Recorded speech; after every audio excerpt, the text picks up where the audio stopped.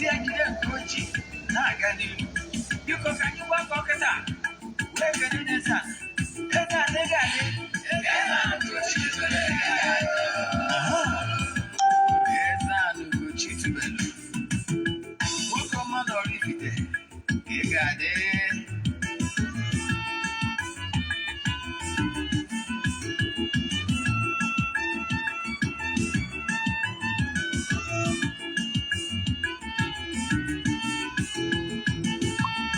Ọdịnala bụ eziokwu, ọdịnala bụ ụzọ ndụ. Ị ma na o nwere olu na-eti mkpu na-asị ụmụ Igbo chegharịa, ụmụ Igbo chigharịa. Kwa mbọsị ọ na-eti, n'ụtụtụ n'abalị ọ nọ na nkụzi. EZE-ANA, EZE-ANA Ugochi tubelu, onye ọma na oraifite, onye mgbasa ozi, ozi ọma ọdịnala gaba n'ihu. EZE-ANA Ugochi tubelu, onye ọma na-eje mmadụ. Ọdịnala bụ ụzọ ndụ gaba n'ihu.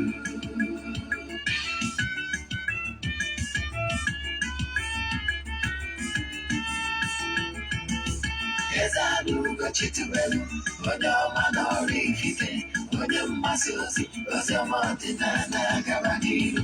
EZE-ANA Ugochi tubelu, onye ọma na-eje mmadụ. Ọdịnala bụ ụzọ ndụ gaba n'ihu. EZE-ANA ga-adị, Ugochi tubelu ga-adị. Ugochi tubelu temple, ọ ya adị.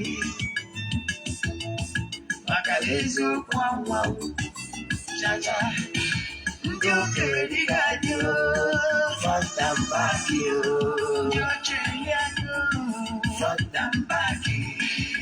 Fọdụ asị kara aka ngọrọ ugwu Igbo si anyị rapụ nke anyị na nke feka mma. Bụrụ Baịbụl bịa, akwụkwọ akụkọ mepekwa chọọchị fa, obodo ụka bịa.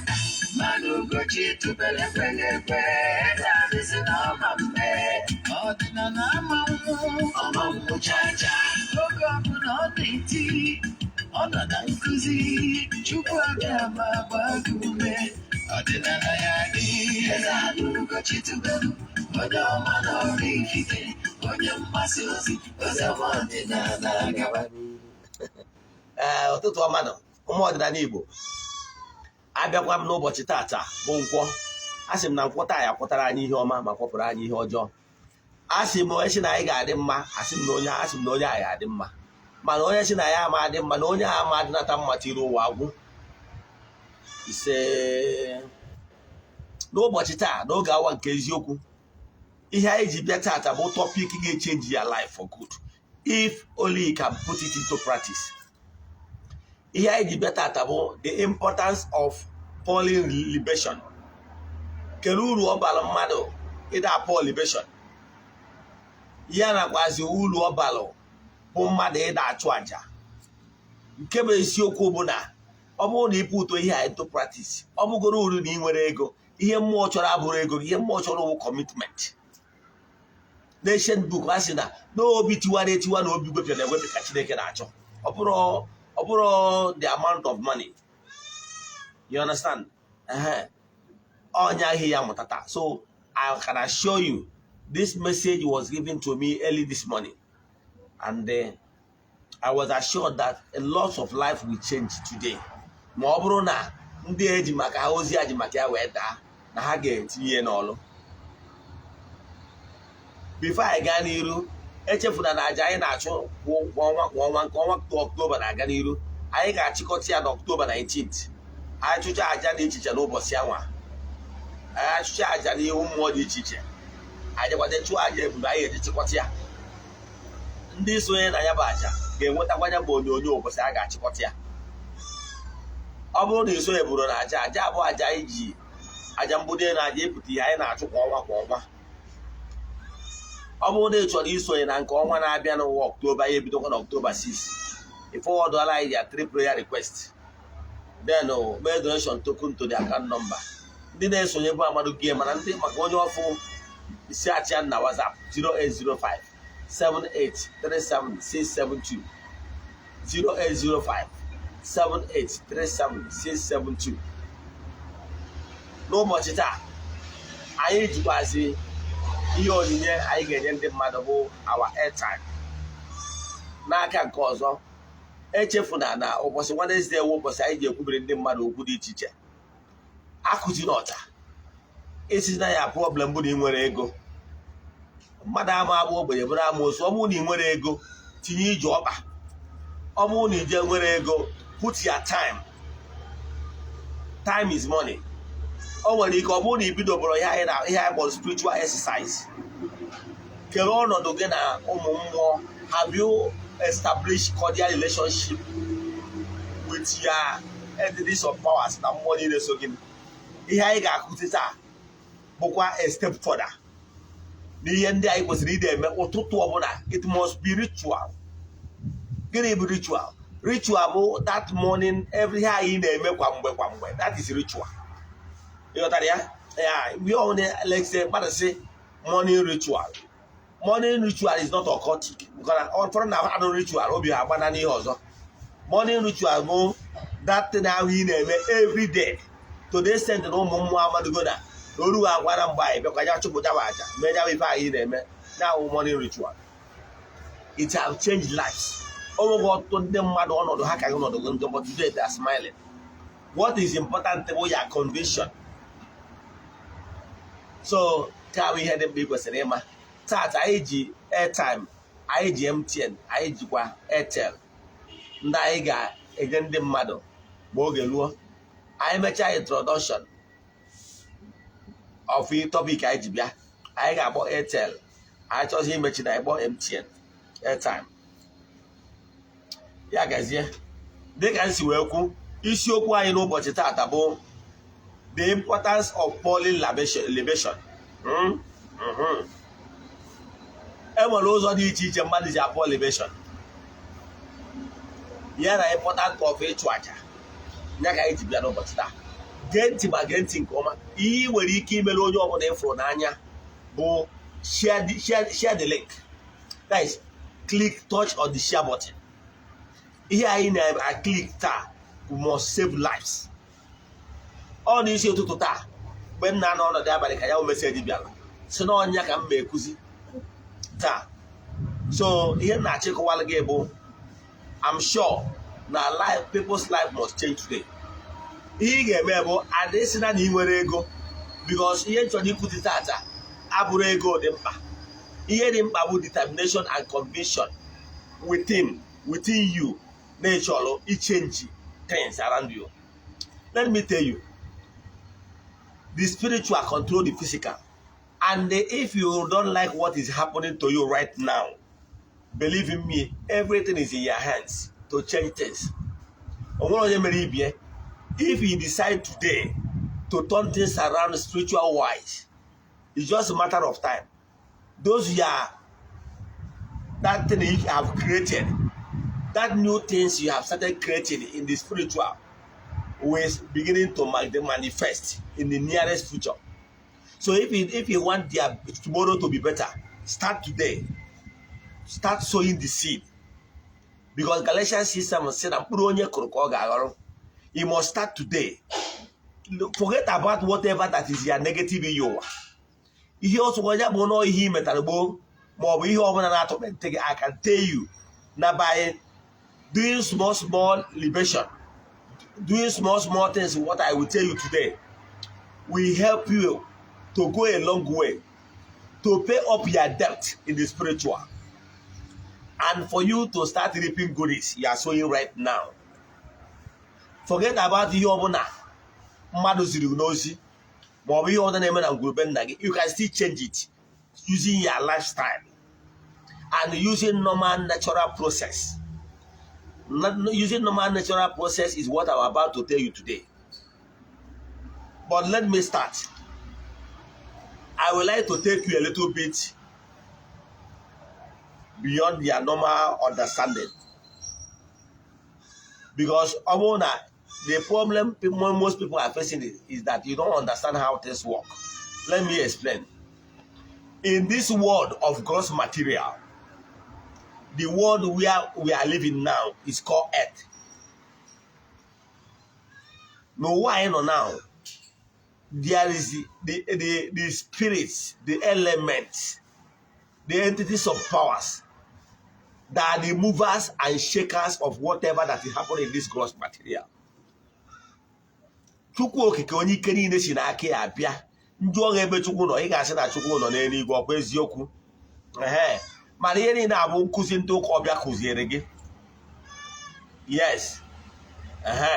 Mana ana m achọ ịgwa gị na ọ bụrụ na ije na Genesis, ị ga-afụ ebe Chineke ebe kwu na Chukwu okike kere elu ka ana, ọkwa eziokwu. Kere ebe ọ nọ mgbe o kere elu ka ana, kere ebe ọ nọ. Data eluigwe ahụ ị na-ekwu na onye ahụ ebe ị na-eje. Kere ebe ọ nọ mgbe o kere data elu ka ana, o nwere ebe ọ nọ. Ịghọtara ya? So na ọ bụrụ ebe ahụ ị na-eche Chukwu nọ ka begara Chukwu nọ. Ịghọtara ya? So he is the unmovable mover. He created the entire universe. Ịghọtara ya? And o kechara ya, o kere ọrụ eke. In this earth, the gross material, nwere angel nke Chukwu, ndị na-ejere Chukwu na mmadụ ozi. Remember, these angels and the entities of powers and elements, their work is to serve the creator of the whole universe, the Almighty Father. That is their work. Because they have been here before the arrival of human spirit. Let me tell you. Even the Genesis told you that na Chukwu kechara ụwa na animal ka animal, ọkwa eziokwu, na mmadụ ka o kere last, ọkwa eziokwu. Ka akọwara ihe ọ pụtara. Ihe kpatara ya bụ human spirit emanated from the realm of the spirits. The realm of the spirit is higher, while the realm of animistic, the realm of animals is animistic, they are lower. So they are closer to the earth. So they are here on earth before the arrival of human spirits. You know what I mean? So it's natural. So animals are here before us. And when they are here on earth, other animistics, those spirits are not human. You can't call them human. They are not human. They are not animals. Yes, they call them animistics. Oh yeah, but I need Omunike. Omunike cave. Omunike cave, no Omunike in Anambra State. Have you visited Omunike cave? Have you visited any of the caves? Anywhere you know? Make an attempt to visit any cave, any oceanic cave. Believe in me, what you will see there will shake you to the bone marrow. Ebaroni me cave, Ega for ebe the animistics. And when he had about Prevedian man. That is it. For the way they keep Madochi, and so on and so forth. Those elements, Iga na cave, Iga for you go see no higher animals. Biridia. You got something like maybe like a carved chair. And when you can wear rock, carve wire, but the thing is you have here, you go singing that no more higher biridia. I can make you something like paint. If you got so many other things you go singing, actually no well being is here. I don't care what that physical one in Afwanya. My name with other beings, you cannot see them with your physical eyes. They are here, they are the movers and shakers. Let me tell you, sometimes I want to say, man, God punish you. But the person does not understand how things work. When I see Chineke punish somebody, he opened up on a faint idea of whom that God is.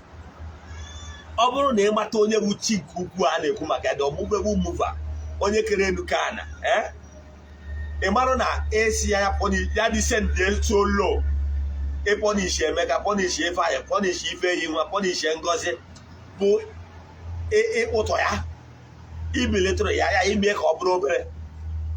He cannot stand the vibration and radiation of the Almighty Father. Even na Ogbuefi agwara ya na mgbe Moses dị n'enye ugwu to communicate with the Chukwu okike.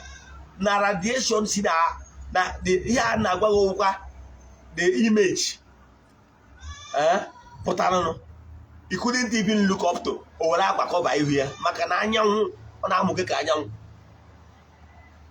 So no human spirit can withstand the vibration and radiation from the Almighty Father. No oil is food that can withstand the presence of the unmovable mover, the creator of the whole universe. No human. In the presence of the Almighty, human spirit will melt. It cannot stand him. So all name only with Chukwu and Kumakia. Man, anyway, can Chukwu a general president. Even ordinary president cannot descend so low to punish you himself. Even president of Nigeria, no matter the crime he committed, cannot descend so low, start flogging you. Saying him jump like wow, and well, agents of government that can deal with you mercilessly or can you see the unmovable mover? Only can in the Sinaka. I don't know what I go on with you. But you don't have the faint idea of whom God is. And when you cannot compare to with your father, what idea? As in now, no beyond America, righteousness is a nation. Chukwu Okike or turn every nation that sin against him into annihilation. He doesn't care. He's the mover, he's the unmovable mover. So, Obrona, or the Isa punish even ordinary president woman cannot descend so late, but I get that. He said, I'm an agent of government take a floor very well. You know that? So, God, Chukwu always get on a throne here. And was run down if day-to-day activities of what is happening in the gross material, the world. On these elements and entities of powers, all earthly governance will prototype of what is happening in the spiritual realm. In the earthly order, road safety, custom, police, soldier. Department by department in the if no on the world of physical the road safety all have if they maintain law and order. Then apply the road as road user with the law of for your safety. It was when the angel they apply, if you know your one and over, they play according to rule. If you become a defaulter, they display you. And when they get the road safety, the hard, bad, but their work is to protect you. In other words, they will discipline you when you go wrong. It was a case where the entities of powers. Their work is for the glory of God. However, by their earthly work, they normally come across man. May mention some certain elements and the smaller elements. I will engage the elements and then have non-ikuku. They don't know the fires. They don't ikuku. They don't ana. They don't million questions. These four cardinal elements.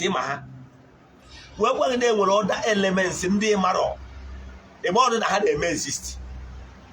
You go, but no one those elements. They can be moving with maybe with the shape of butterfly. For you, in Africa has not a butterfly or incense and whatever. But those things are angel and cage. One will all fanalo. A more no the angel and cage won't all have it. I could ask him teacher. Example, Mguade Akuyako, Oja de Akuyako, or for OECD teacher.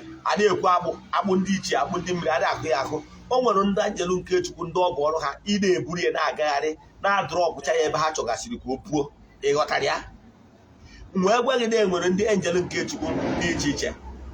I can mention few names. Gwa gị na enwere salamander, agwa gị na enwere salamander ndị na-afụ maka ikuku. Gwa gị na enwere the mermaids, the water sprite ndị nọ na mmiri. Gwa gị na enwere the gnomes ndị na-afụ maka growing of the rocks. Then I'll one on Anna. Then I'll 1 or 2.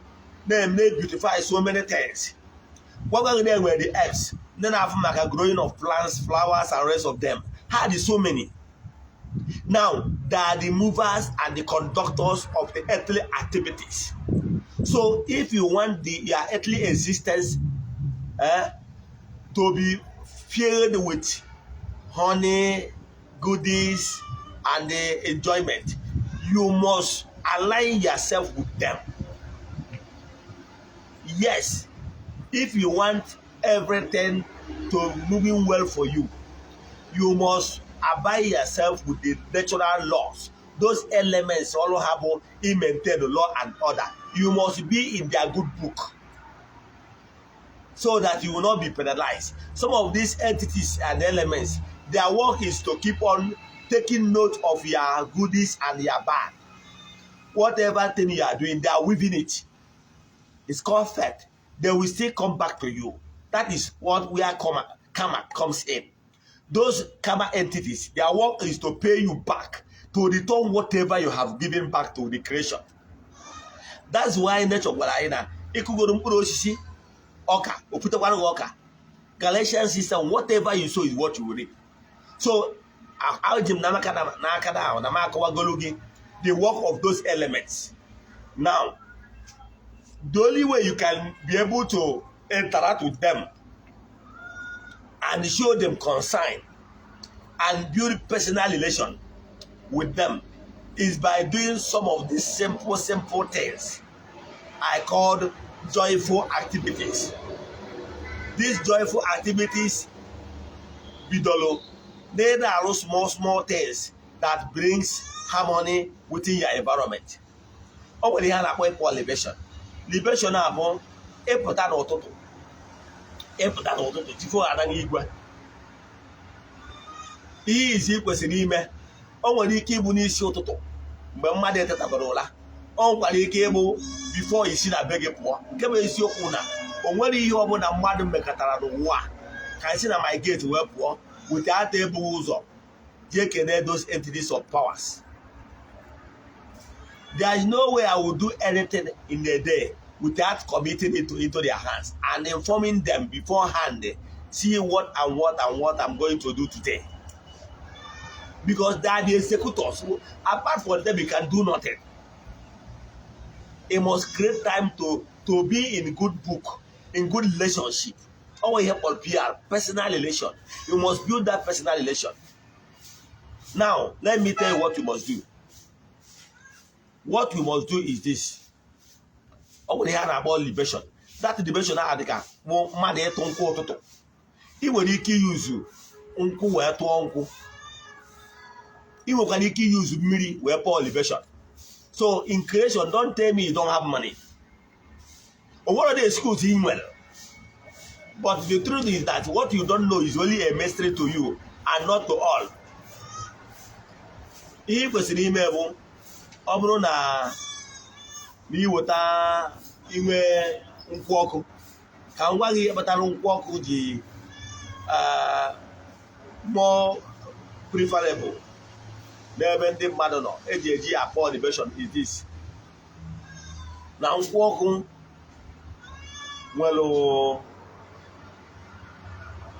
nwere burns faster.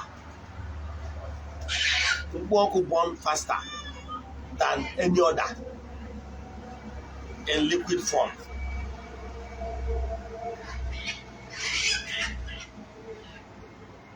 Excuse me. Okay, never guy. Never guy. I'm walking. Not even never guys something there. So now, sorry for that distraction. Now, you know why Nkwoku ji abon are better. Nkwoku originally, and particularly the original concept of hot. Etu na hat we debia.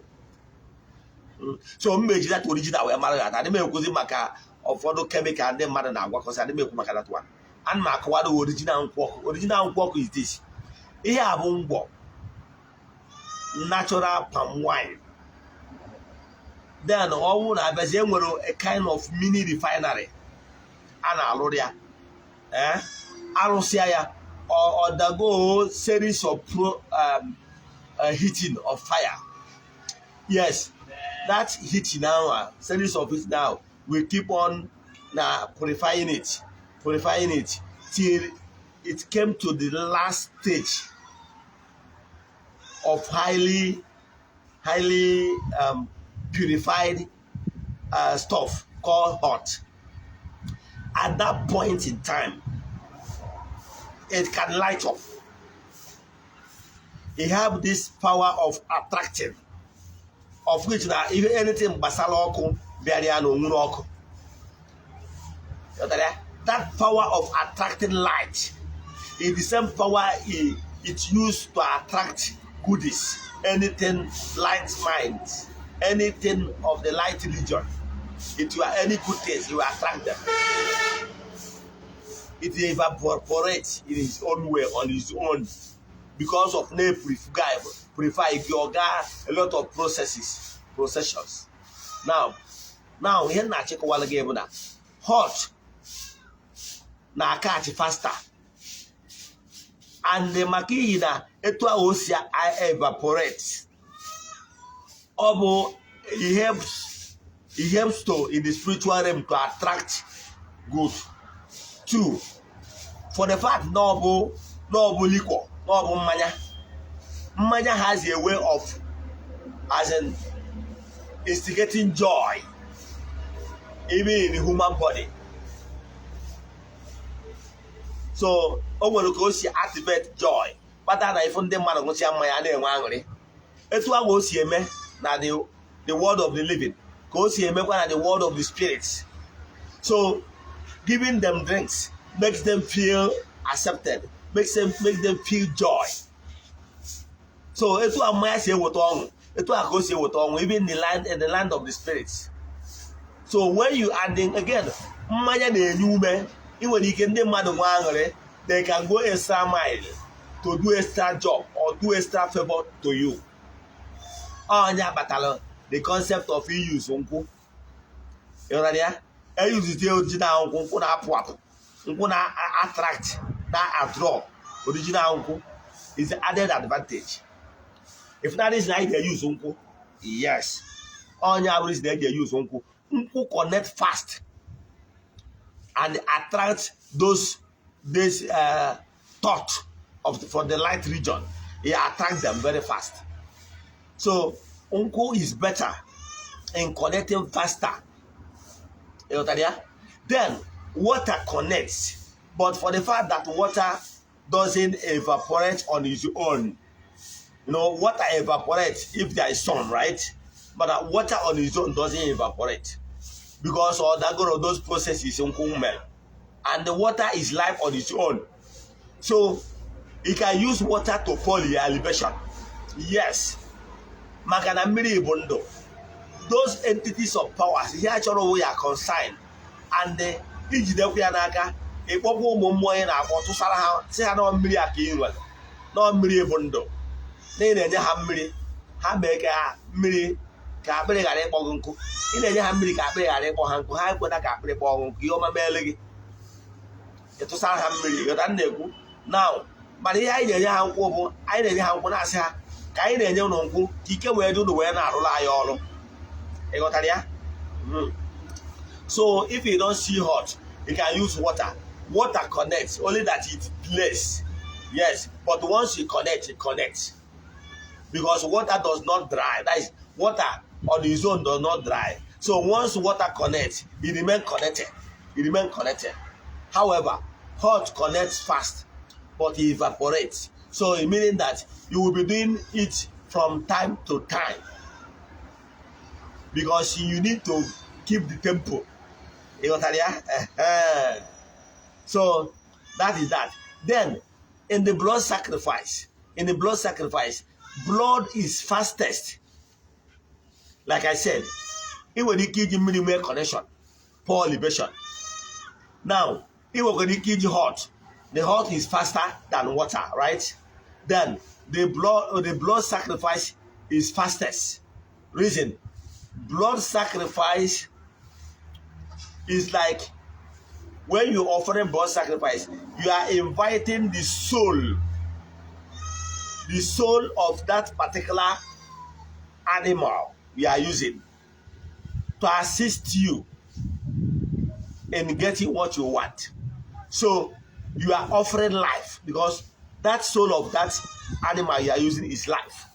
So you are offering the spirits the lives.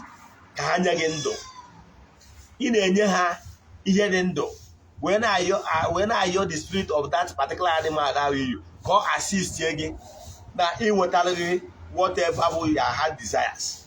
However, blood sacrifice congeal blood na normally congeal natural. You know that? So but blood sacrifice is what you will be doing from time to time, because when everything congeal and fizzle away, you offer another blood sacrifice to keep you connected from time to time. You know that? Then I'm going to get a quality more. You will keep on here. But before I get you, I bubble airtime. I go to one. You can see where airtime I know for our fans. I want every our fan. Don't copy it and send it to none of my fans. I want our network in the use happier. Because you know what to do. They got watch my video later today. I know when they got watch it on YouTube. You know that? So I want to forget it. Another person tomorrow may be your turn. Airtime 02 60 02 28 11 54 18 92. I repeat 02 60 02 28 11 54 18 92. Let me call for the last one. 02 60 02 28 11 54 54 18 92. That is for Airtel airtime. Before I mention about MTN. So here na check while again na all of those elemental beings and entities of powers. Then I got it remember. They include your ancestors, your forefathers, your entities, money no sogi, your personal guide which you do wagi. Na money no sogi, na money na guide remember. E pototo, he get me monka. Example no miliki. It will miria. Ebo gochi na ndị ichie gị ya ancestors si na chefo na gawa bụ nwa onye na-etu a na-ebi arụtụ tata ka e tụọrọ ha enye ha mmiri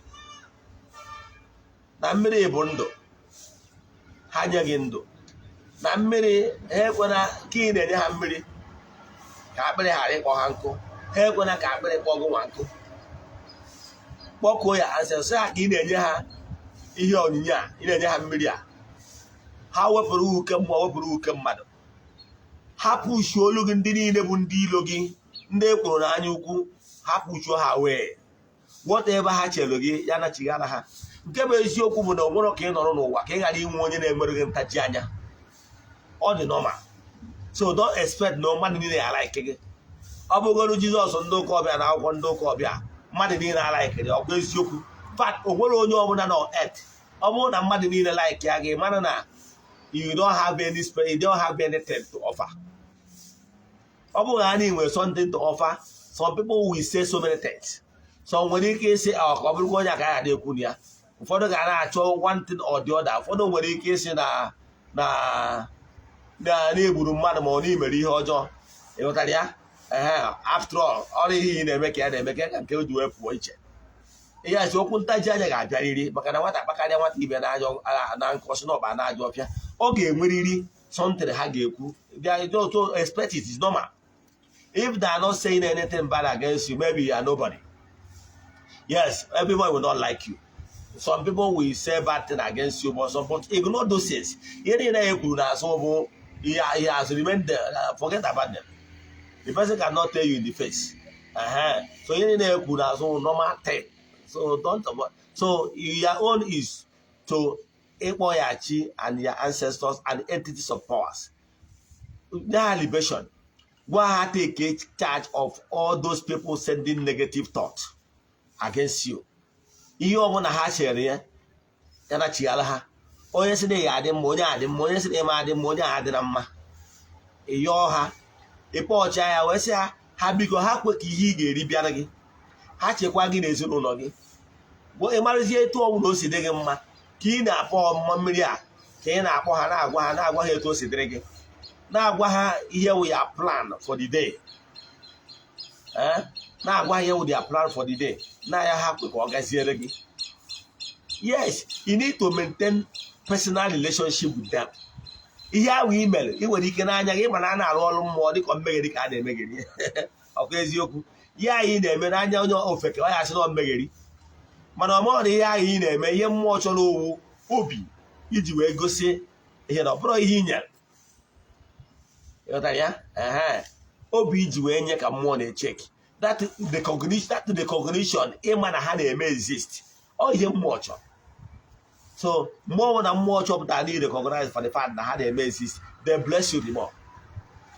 Keep doing it. Sometimes ị nwere ike ibido ime elu. Although ka asị na ị dị afụ result. Never give up. Giving up is the coward act.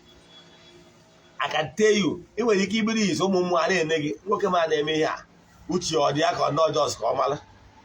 Mana mgbe afọ that you never let them go unless they bless you, then definitely they will listen to your cry. You got ya? The same thing, the same way. Ijikwa hot, ọ bụ na hot ka iji. Echefukwara. Ọ bụ na hot ka iji. Ịtụcha hot, ọ bụrụ na ị nọ n'ụlọ okwu agwụ gị ma ọ na-ịnọ ebe ọbụla. Ịtụcha hot, echefukwara ịtụpụ ndị nọ n'ilo. Ọ nwekwara other elements nọ n'ilo. Ndị nwere ike for one reason or the other they refuse to come inside. Tụpụkwara ha nkwụ mbọsị obi dịkwara ha mma ha abata n'ụlọ. Ịghọtara ya? Ọ ji abata ndị gboo ji abụ a na-atụgoro nkwa anọgide atụpụ n'ilo. Ịghọtara ya? Maka na ama na onwere ndị nọ n'ilo ka obi dajụọ ha. Ana m achọ ịgwa gị na ị na-eme etu ha ga na-ewepụrụ nseke mmụọ nseke mmadụ. Ọ bụrụ ọgụ ego onye mmadụ kpatara bụ isiokwu nọ onye ka onye amasị ebutere. Gị na mmụọ dị na mma ihe ha ga-emere gị bụ na ha ga-emere gị arụ esie gị ike wepụrụ uke. O nwere ndị na-enweta ego mana ego ha na-aba n'uke na nsogbu dị iche iche. Ịghọtara ya? Ọ ihe niile a ka ọ bara. Then inwetazie ego chọkwazie ịchị aja ihe mme. Yes, o nwere mmụọ ndị ọzọ nwere ike ịchọ ka ịchụpụ aja for one reason or the other. Yes, e nwere so many things eji achụ aja. Ịtụ nzu gị bụ ịchụ aja ka ọ bụ. Ịghọtara ya? Maka na nzu bụ ife ọma. Yes, nzu bụ ife ọma ka ị na-enye. Agha ka eji si na aka mmanụ nzu ama unyi. Maka na ọ bụrụ na ịma maka nzu ịma na nzu na mmiri ka esi eweta ya. And mmiri bụ ife ọma. So nzu ịmara ha nzu. O nwere ndị na-anaghị nzu ịtụrụ ha nzu. Ndị na-anaghị edo ịtụrụ ha edo. Ịghọtara ya? Ịchụkwazi ịchụ aja ihe mme. O nwekwara ụfọdụ ihe ga-adị ka ọ dị. O nwere ụfọdụ ụmụ mmụọ na-anaghị ihe mme aja ihe mme. That is sacrifice of the blood. From time to time ime ya. Nke bụ eziokwu bụ na mkpụrụ obi ọbụla na-achụ aja ihe adịghị ebi. Ị ga na-achụ aja. Aja ahụ ị na-achụ ga na-eme ebe ndị ọzọ dalụ gị nwa jee ya kwụrụ. Ihe ndị ọzọ mere ha asọsidro ime ihe ị gafere. Nwanne bido chụba aja. Bido power libation. Stop complaining. Stop complaining because ị nwere onye na-complain abụrụ onye ajọ mmadụ enwere ezigbo echiche n'ebe ị nọ. Nwere ike mislead gị. Whatever you are doing, I'm telling you what worked for me. I'm a living witness. It worked for me. Mgbe m na-eme ya, ụfọdụ uche na ọ megheri ka m na-emegheri. But today he has paid me massively. So bido tata anyị kọwara ihe gbasara ịpụ libation, the importance of gị na mmadụ ọbụla akọrọ ya detere ịpụtara n'ụtụtụ gbapụ na be gị jee na be mmadụ. No, buru ụzọ gwa ya entities of powers ya ezigbo ezu Paul libation before ya na-apụ na be mmadụ. Ịghọtara ya? Maka udo obi magazie ntị maka airtime nke MTN ka anyị chọrọ ịkpọ 6328130065. I repeat 6328130065. I will call for the last one. 632813 0065 ya maka MTN airtime. N'aha Chukwu Okike nke pụrụ ime ihe niile, ekwubie m okwu ngozi n'isi ndị niile, ndị nọ n'oru na ndị nọ n'Igbo, ebe ọ bụ na onye anọ na make a time for your spiritual exercise, pour libation, no matter whatever you are using, whether you are using water or you are using hot. Very important. By so doing, you are building bridges with all the elements that governs the universe, because you need them. All the elements, forces of nature, the elemental beings and the animistics. No. Ndị niile na-ejere Chukwu na mmadụ ozi bịanụ n'ọnụ ka m na-atụrụ na-apụ libation n'ụtụtụ a. Na-asị ka m na-enye ụnụ nke a, biko nyenụ m oke, nyenụ m ihe akwakwa ihe enwe ịgbọkwuo ha na-eme ihe a steady. Believe in me, ọ bụrụ na imebe ihe ọfụma, it's just matter of time you will give testimony. It have worked for many and it will work for you. N'aha Chukwu Okike nke pụrụ ime ihe niile, ekwu m okwu ngozi n'isi viewers all over the world. Ebe ọ bụla onye ọbụla anọ na under the influence of my voice, receive blessing, receive open doors, receive upliftment, receive breakthrough. Okwu ọjọọ ọbụla ma ọ bụ izuzu ọjọọ ọbụla nwoke ọbụla ma nwaanyị ọbụla zuru iji megide gị, n'aha Chukwu Okike nke pụrụ ime ihe niile, aka nsụrụ m okwu ndị a sị na ha ma adịnata ile. Na ụdị okwu na-etogharị ebi n'ọnụ ofeke n'ọnụ dibịa, dịka onye nchụaja mbụ na dibịa, ekwubie m okwu wee ka nsụrụ okwu ọjọọ ọbụla ekwu megide gị, sị na ị ga-adịrịrị mma n'aha Chukwu Okike nke pụrụ ime ihe niile. Onye ike niile si n'aka ya bịa, ya gazie. Ọ ga-adịkwa n'ụdị oge a echi niile.